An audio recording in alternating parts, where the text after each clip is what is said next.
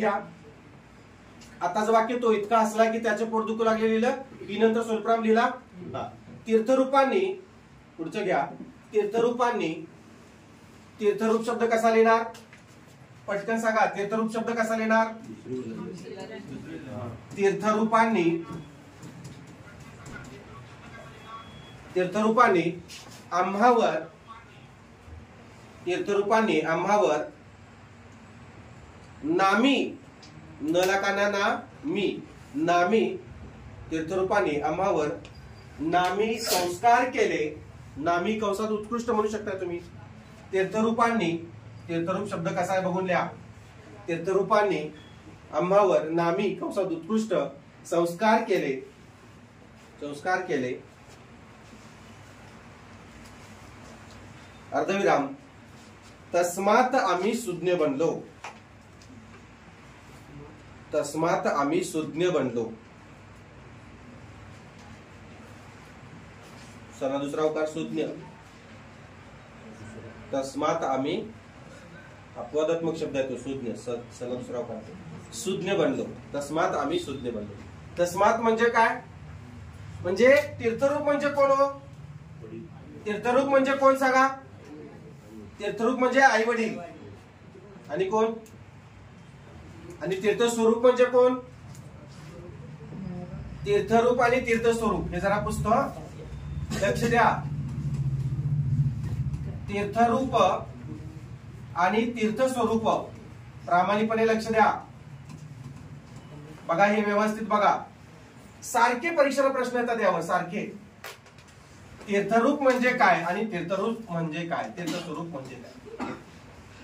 तीर्थरूप म्हणजे काय आणि तीर्थस्वरूप म्हणजे काय यावर सारखे प्रश्न येतात आणि ही मुलं गफलत करून बसतात. आता तीर्थरूप म्हणजे काय याच्या आधी मी तुम्हाला ओघवतं सांगितलं होतं बघा. आई वडील. तीर्थ म्हणजे काय हो? तीर्थ म्हणजे काय सांगा?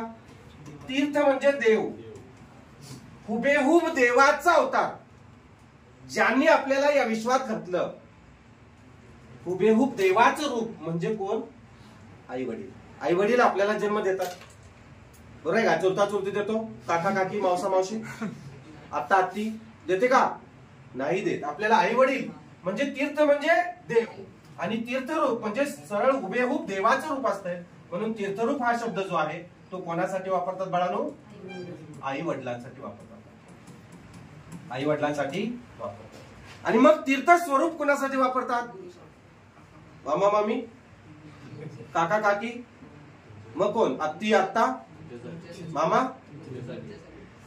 तुमच्यासारख्या. तुमच्यासाठी म्हणजे अरे गुरुसाठी तीर्थस्वरूप कसे वापरतील? तीर्थस्वरूप जे आहे, तीर्थ म्हणजे काय? देव. स्वरूप म्हणजे काय? आता बघा आपल्या वडिलांचे भाऊ आपले कोण असतात? चुलते. आपण त्यांना काय म्हणतो? बाबा म्हणतो. कोण दादा म्हणतंय, कोण अण्णा म्हणतंय. अण्णा म्हणजे वडिलांचा मोठा भाऊ किंवा आपला मोठा भाऊ. तात्या म्हणते, तात्या म्हणजे वडील म्हणतात की नाही. वडिलांना लहान भाऊ असेल किंवा वडिलांना मोठा भाऊ असेल तर आपण तात्या म्हणतो, अण्णा म्हणतो, भाऊ म्हणतो है ना. असे बरेचसे आपण हे लावतो, त्यांना विशेषण लावतो बरोबर आहे का. आता ते काय म्हणतात? चुलता चुलते आपल्याला काय म्हणतात? बाहेर आपल्याला घेऊन गेले कुठेतरी तर ते ओळख करून देताना अहो आमचाच मुलगा आहे, पुतण्या आहे माझा, आमचा मुलगाच आहे. पुतणे असं सरळ सरळ न म्हणता काय म्हणतात? आमचाच मुलगा आहे, ही आमचीच मुलगी, आमच्या मुलीचं लग्न आहे हो म्हणतात की नाही. का परक्याचं आहे म्हणतात? नाही, कारण रक्त एक आहे. ब्लड ब्लड ब्लड रिलेशन जे आहे ते एक असतं. म्हणजे आपला चुलता, आपली चुलती जी आहे ती देवच असतात पण आपल्याला ती जन्म देत नाही म्हणून ती स्वरूप असतं बघा. हुबेहूब देवाचं रूप म्हणजे आई वडील आणि तेही देवच असतात. आपले चुलता आणि चुलती आपले दुसरे आई वडीलच असतात पण ते स्वरूप आहेत. स्व म्हणजे आपलेच आहे, ते आपलेच असतात का परक्याचे असतात? आपले असतात. लक्षात आलं का? चुलता चुलती आपले असतात का लोकांचे असतात? आपले असतात. म्हणजेच काय म्हणणार त्यांना? चुलता चुलती जे आहेत यांच्यासाठी आपण काय करूया? तीर्थ स्वरूप म्हणूया. लक्षात घ्या. कोणासाठी? आता यांना एक शब्द वापरतो आपण काय रे? चुलता चुलती यांना आपण काय म्हणतो थोडक्यात? काका काकी, अंटा अंटी.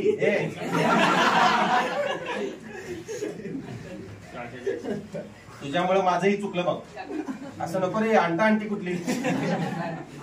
काका काकी है ना, ते अलीकडचं वापरायचं नाही, सगळे आंटी बिंटी uncle mamma dada mummy. Mummy म्हणजे तुम्हाला माहिती आहे का काय, इजिप्त मध्ये ती मृत जपून ठेवायचं जे पेटी असते ना त्याला मम्मी म्हणतात, आणि इथं आईला, जिवंत आईला म्हणते मम्मी. हा, डॅडी डॅडा आणि सगळं नवीनच रूप काय काय काढायला झाली. ते हॅपी बर्थडे HBD सिस याला लिहिलं रे, HBD सिस लिहिलं. आणि हे मला तुम्हाला सांगतो 3 दिवस काय कळत नव्हतं. HBD सिस म्हणजे काय, आम्हाला एवढंच माहित होतं, सिस पेन्सिल माहित होती, हे सिस. मग मी म्हणलं हे काय लिहिलंय, HBD ब्रो. काय बरोबर आहे म्हटलं. सुरुवातीला मला जेव्हा अँड्रॉइड मी घेतला तेव्हा हे समजत नव्हतं मी, मग ही काय भानगड आहे. तर मग म्हणे आओ सिस म्हणजे सिस्टर, आणि ब्रो ब्रो म्हणजे ब्रदर, आणि मग मदर ब्रो, फादर ब्रो, ही काय भानगड आहे. आणि मग grandfather grand bro, grand bro, grand मदरला ग्रँड ब्रो. काय रे, ही काय सिस्टीम आहे सांगा. म्हणजे तुम्ही सगळ्या भाषेची वाट लावताय. आता कराड भाषेत सांगू, सातारा भाषेत पाय घालताय भाषेची. सरळ सरळ खोट आहे का, आय गाठली असं आलंय. म्हणजे हे थोडस कुठंतरी आपल्याला हे करायला पाहिजे. आपण अनुकरण किती करतोय, काय करतोय याचे भान ठेवायला पाहिजे. वाढदिवसाच्या खूप खूप शुभेच्छा ताई, काय जाते सांगा म्हणायला. आपल्या भाषेत म्हणा की हॅपी अॅनिव्हर्सरी.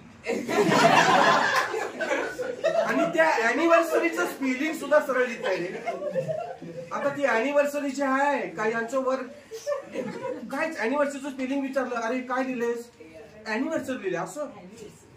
अरे लग्न वाढदिवसाच्या खूप खूप शुभेच्छा म्हणायला काय जाते, हॅपी अॅनिव्हर्सरी. अॅनिव्हर्सरीचं स्पेलिंग येतो ऑनिव्हर्सरी. तो ऑनिव्हर्सरी कुठं, म्हणजे लग्न करून फुगलीत का ती, काय पण सांगायचं. लक्षात घ्या. आता तीर्थरूप म्हणजे आई वडील आणि तीर्थस्वरूप म्हणजे चुलता किंवा चुलती. लक्षात येते. आता तू जे म्हटलास गुरुजनासाठी तीर्थस्वरूप, गुरुजनासाठी तीर्थस्वरूप येत नाही बाळा. गुरुजनासाठी काय येते, आदरणीय येते. काय येते, आदरणीय. लक्षात ठेवायचं आहे कायम मरेपर्यंत. आता हा आदरणीय शब्द जे आहे गुरुजन वर्गासाठी, गुरुजन वर्गांसाठी जे आहे ते आदरणीय वापरायचं बाळांनो. आपले जे गुरु असतात, आपल्याला जे शिकवतात, गुरुजन वर्ग आदरणीय. आता हा शब्द जो आहे तो फार विचित्र पद्धतीने समाजामध्ये वापरला जातो बाळांनो, आणि मला त्याची फार वाईट वाटते, येते फार वाईट वाटते.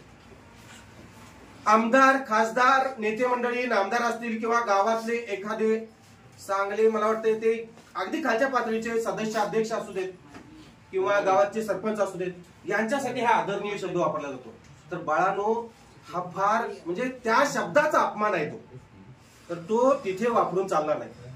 आता तुम्ही खासदार, आमदार असतात, नामदार असतात, त्यांच्यासाठी वेगळा शब्द आहे, पण हे आपल्याला माहित नसते म्हणून आपण काय करतो, आदरणीयच वापरतो.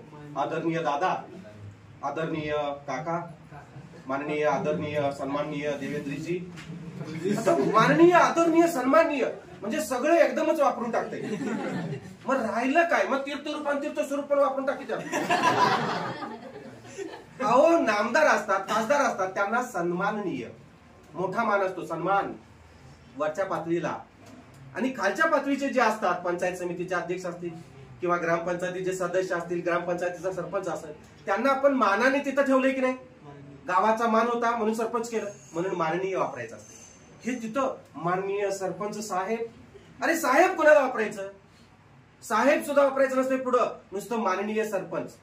साहेब कधी वापरायचं सांगा, कधी वापरायचं असतं, कधी विशेषण पुढचं प्रत्यय वापरायचा असतो तो वेगळा असतो. लक्षात घ्या. म्हणजे आपण कुठे काय वापरतो हे सुद्धा तुम्हाला कळायला पाहिजे. हे का कळायला पाहिजे, कारण आपल्याला 1 मार्क आला. सन्माननीय कधी, माननीय कधी, आदरणीय कधी है ना, तीर्थरूप कधी, तीर्थस्वरूप कधी, हे त्या त्या वेळेला कळायला पाहिजे. आता प्रिय, हा कैलासवासी कधी, जिवंत असताना कैलासवासी वापरतात नाही. आता हिंदू धर्मामध्ये कैलासवासी वापरतात, माणूस मेला की हिंदू धर्मामध्ये कैलासवासी वापरतात. बौद्ध धर्मामध्ये बौद्धवासी वापरतात, जैन धर्मामध्ये जैनवासी, मुस्लिम धर्मामध्ये पैगंबरवासी, सॉरी कुठलं रे, हा कुठलं वापरतात नाही माहित, माहित पाहिजे तुम्हाला, माहित करून घ्या आणि उद्या मला सांगा, मलाही आठवत नाही. ठीक आहे, पण समजलं. हे तुम्हाला प्रकरण शिकवत असताना आणखी मी तुम्हाला सांगेन सगळं डिटेल्स मध्ये, मायना कसा वापरायचा, कोणाला कधी प्रिय कोणासाठी वापरायचं असते, मग आपला भाऊ असेल किंवा वहिनी असेल त्यांच्यासाठी काय वापरायचं, मामासाठी काय वापरायचं, कोणता महिना वापरायचा, याच्या पुढेही जाऊन तुम्हाला सांगतो. याच्या पुढे जाऊन सी सा न विवी हा जो एक शब्द असतो, तीर्थरूप सी सा न विवी. आता बघा, हे सी सा न विवी हे कोणासाठी वापरायचं है ना, तीर्थरूप सी सा न विवी असं एक वापरलं असतं बघा. तीर्थरूप आई वडील यास सी सा न विवी असं असते ना, सी सा, लक्ष द्या रे, न विवी. संदर्भ आला म्हणून सांगतोय बाळांनो, मला काही कुत्रा चावलेलं नाहीये सांगायचं, हे परत तुम्हाला होणारच आहे. नाही झालं, अनावधानात राहिलं तर तुम्हाला इथं होऊन जाते. आता हे सीसान विवी म्हणजे काय रे, साष्टांग. आता इथं सी मग कुठे सोडलंस का धुवून टाकलंस, हे शी म्हणजे काय रे, शिर साष्टांग नमस्कार विनंती विषय. शिर, शी म्हणजे शिर, साष्टांग नमस्कार विनंती विषय. मग हे कोणासाठी वापरायचं सीसान विवी, फक्त आई वडील तीर्थरूप आणि कोणासाठी, आणखी कोणासाठी सांगा मॅडम, आदरणीय. कोणासाठी आदरणीय असते, गुरुजन, ज्यांनी आपल्याला शिकवलं, ज्यांनी जन्म दिला त्यांना तीर्थरूप वापरायचं. आणि ज्यांनी आपल्याला घडवलं, ज्यांच्यामुळे आपण या पदावर आहोत, ज्यांच्यामुळे आपण चार घास खातो, ज्यांच्यामुळे आपलं करिअर घडलं, त्यांच्यासाठी आदरणीय. आणि त्यांच्यासाठीच फक्त शिर साष्टांग म्हणजे काय, डोकं टेकून नमस्कार विनंती विशेष. आणि ही तीन व्यक्ती म्हणजे आई वडील ही दोघे आणि गुरुजन एक, ही तीन व्यक्ती सोडली तर बाकीच्या सगळ्यांसाठी फक्त सानविवी वापरायचं. कुणाच समोरही डोकं टेकायचं नाही, कुणाच समोरही डोकं टेकायचं नाही. शिवाजी महाराज सांगतात की तुम्ही नतमस्तक कोणासमोर होऊ नका, फक्त आई वडील आणि गुरुजी यांच्या समोर फक्त नतमस्तक व्हा. तुमचं आयुष्य सुदृढ होईल, आयुष्य चांगलं होईल. आपण काय करतो, प्रत्येकाच्या पाया पडतो. अरे का म्हणतो, त्यांचं पाय धरायचं, नेते मंडळींचं, मोठ्या माणसांचं आहे ना, ज्याच्याकडे भरपूर पैसा आहे त्यांचं पाय जाऊन धरता. कशाला लाचार व्हायचं मग तुम्ही, आपण एवढे शिकले सवरलेलो, भरपूर एवढं आपल्याकडे ज्ञान आहे, भरपूर काय, लात मारायचं तर पाणी काढायची ताकद आहे आपल्याकडे, आहे की नाही, काय कोण बुळगाय. मग का पाय धरायचं, लक्षात ठेवा, फक्त आई वडील आणि गुरुजी यांच्या समोर फक्त तुम्ही काय करायचं, डोकं टेकून पाय काय करायचं, नमस्कार करायचं. बाकी सगळ्यांना लांबूनच नमस्कार. तुम्ही मालिकेत बघितले का, गुडघं धरतात, गुडघं नुसतं पाय लागू चाचा, चाचाच्या गुडघं पाक डोकं टेकून पाय पडत नाहीत. चाचा असू दे, कोणी असू दे, किती मोठा असू दे, तेव्हा लांबून नमस्कार करा. सीसान विवी न करता नुसतं साष्टांग नमस्कार विनंती विषय, साष्टांग नमस्कार लक्षात घ्या. आलं लक्षात, माझ्या साही अंगाने मी तुम्हाला नमस्कार करतो, तुम्हाला दंडवत घालतो एवढं म्हणायचं. आणि आई वडिलांच्या समोर साष्टांग तर व्हायचंच आहे, पण नतमस्तक सुद्धा व्हायचं आहे. समजलं, आई वडील आणि गुरुजी सोडलं तर तुम्ही आयुष्यात कोणासमोर झुकलेलं मला काय करायला नाही पाहिजे, दिसता कामा नाही. ज्या दिवशी तुम्ही दिसाल त्या दिवशी तुम्ही माझे विद्यार्थी होता हे मी विसरून जाणार. लक्षात ठेवा, मी सुद्धा आजपर्यंत कोणासमोर झुकलो नाही, तुम्ही सुद्धा झुकायचं. आई वडिलांच्याच डोक्यावर पाय टेकायचं, तुमचं लक्ष आहे का बघितलं, आई वडिलांच्याच पायावर डोके टेकायचं, आधी गुरुजनच्या समोर, बाकी कोणासमोरही टेकायचं नाही. आलं लक्षात, राहील का लक्षात, यामुळं बरोबर तुमच्या लक्षात राहील बघा. ठीक आहे, जाऊया पुढं, चला.